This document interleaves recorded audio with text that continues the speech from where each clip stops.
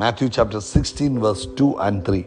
അവരോട് അവൻ ഉത്തരം പറഞ്ഞത്, സന്ധ്യാസമയത്ത് ആകാശം ചുവന്ന് കണ്ടാൽ നല്ല തെളിവാകുമെന്നും രാവിലെ ആകാശം മൂടി ചുവന്ന് കണ്ടാൽ ഇന്ന് മഴക്കോളുണ്ടാകും എന്ന് നിങ്ങൾ പറയുന്നു.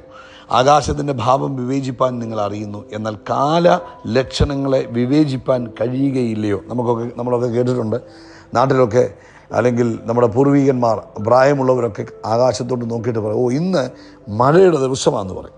അതിനെ അവർ ആകാശത്ത് നോക്കി ചിലപ്പം പ്രഭാതയാമത്തിൽ കാണുന്ന കാർമേഘങ്ങൾ, അതൊക്കെ ഓരോ അവരുടെ ഒരു കണക്കുകൂട്ടലുകളാണ്. ചിലപ്പോൾ വൈകിട്ട് ചുമന്ന മേഘം കാണുമ്പോൾ പറയും മഴ മാറിയിട്ടുണ്ട് കേട്ടോ, ഇനിയും ഈ കാഴ്ചകളിലൊന്നും മഴയുണ്ടാകത്തില്ല.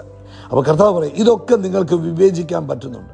നിങ്ങൾ കാലാവസ്ഥയൊക്കെ നോക്കിയിട്ട് കാര്യങ്ങളൊക്കെ നോക്കുന്നു, അതനുസരിച്ച് നിങ്ങൾ പല പ്ലാനുകളും ഒക്കെ ചെയ്യുന്നുണ്ട്. മഴക്കാലമാണോ, കുടയെടുക്കണോ വേണ്ട എന്നൊക്കെ നിങ്ങൾ തീരുമാനിക്കുന്നുണ്ട്.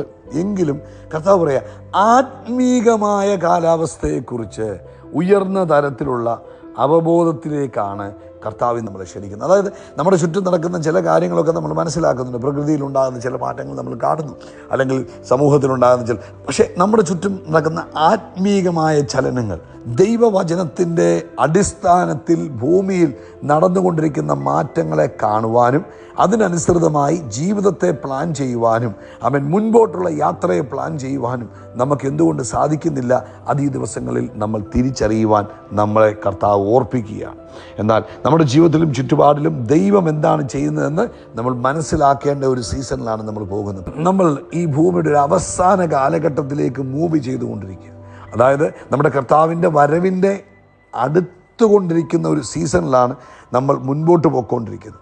അതുകൊണ്ട് ഹല്ലേലൂയ, നമ്മൾ ഈ ചുറ്റുപാടിലും പലതിലും ശ്രദ്ധ കേന്ദ്രീകരിക്കാതെ ദൈവിക വചനത്തിലും ദൈവിക വചനത്തിലുള്ള പ്രവചനങ്ങളിലും ആമേൻ കർത്താവ് പറഞ്ഞിരിക്കുന്നതായ കാലങ്ങളിലും സമയങ്ങളിലും നമ്മളൊന്ന് ശ്രദ്ധ കേന്ദ്രീകരിക്കുകയും എന്നിട്ട് ഈ ഭൂമിയിൽ സമയത്തെ തക്കത്തിൽ ഉപയോഗിക്കുകയും ദൈവിക ജ്ഞാനത്തിൽ ഭൂമിയിൽ ജീവിക്കുകയും ചെയ്യാൻ പരിശുദ്ധാത്മാവ് നമുക്ക് ആലോചന തരിക.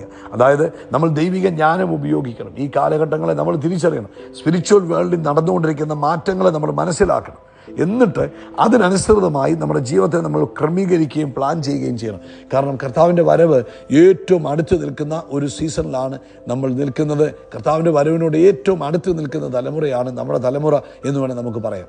അതുകൊണ്ട് ഈ കാലഘട്ടത്തിൽ സംഭവിക്കുന്നതിനെ തിരിച്ചറിഞ്ഞിട്ട് അത് മനസ്സിലാക്കി ദൈവവചനവുമായുള്ള വ്യവസ്ഥയിൽ വചനത്തിൽ പറഞ്ഞിരിക്കുന്ന പ്രവചനങ്ങളുമായിട്ടുള്ള ആ ഒന്ന് താരതമ്യം ചെയ്ത് നോക്കി ജീവിതത്തെ ക്രിസ്തുവിൽ കൂടുതൽ കോൺസെൻട്രേറ്റ് ചെയ്യുവാനും കർത്താവിന് വേണ്ടിയും കർത്താവിൻ്റെ സഭയാകുന്ന ക്രിസ്തുവിൻ്റെ ശരീരത്തിന് വേണ്ടിയും കൂടുതൽ പ്രവർത്തിച്ച് ദൈവരാജ്യത്തിൽ കൂടുതൽ പ്രയോജനമുള്ളവരായി തീരുവാനും നിത്യതയിൽ കൂടുതൽ പ്രതിഫലം മേടിക്കുവാനും പരിശുദ്ധാത്മാവ് നമ്മളെ ഓർപ്പിക്കുന്നു. അതുകൊണ്ട് നമ്മളെല്ലാം വിവേചിക്കുന്നുണ്ട്, പക്ഷേ ആത്മീയ ചുറ്റുപാടുകളിൽ സംഭവിക്കുന്നതിനെ വിവേചിക്കുവാൻ പരിശുദ്ധാത്മാവ് നമുക്ക് ആഹ്വാനം തരുന്നു. കർത്താവ് നിങ്ങളെ ഈ വചനത്താൽ അനുഗ്രഹിക്കട്ടെ.